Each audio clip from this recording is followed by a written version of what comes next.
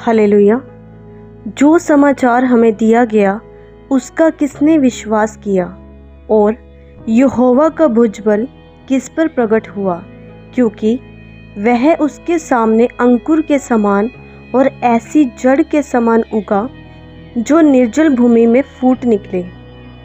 उसकी ना तो कुछ सुंदरता थी कि हम उसको देखते, और ना उसका रूप ही हमें ऐसा दिखाई पड़ा कि हम उसको चाहते।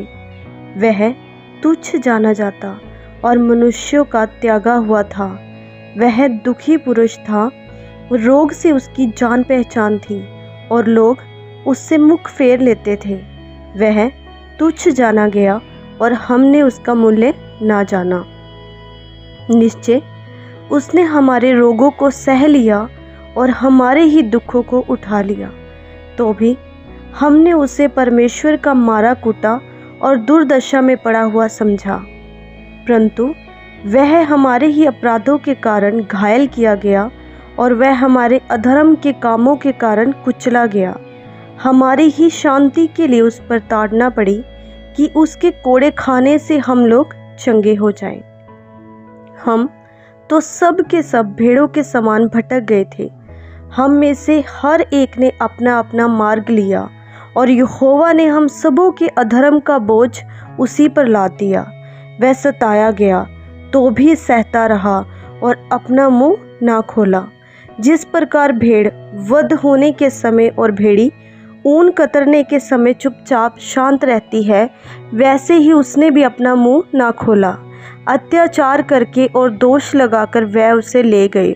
उस समय के लोगों में से किसने इस पर ध्यान दिया कि वह जीवितों के बीच में से उठा लिया गया? मेरे ही लोगों के अपराधों के कारण उस पर मार पड़ी।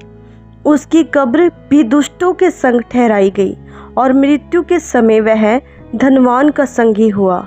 यद्यपि उस पर किसी प्रकार का उपद्रव ना किया था और उसके मुंह से कभी छल की बात नहीं निकली थी, तो भी यहोवा को यही भाया कि उसे कुचले।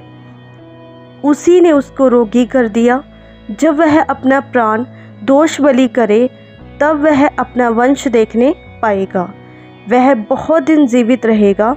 उसके हाथ से यहोवा की इच्छा पूरी हो जाएगी। वह अपने प्राणों का दुख उठाकर उसे देखेगा और तृप्त होगा। अपने ज्ञान के द्वारा मेरा धर्मी दास बहुतेरों को धर्मी ठहराएगा।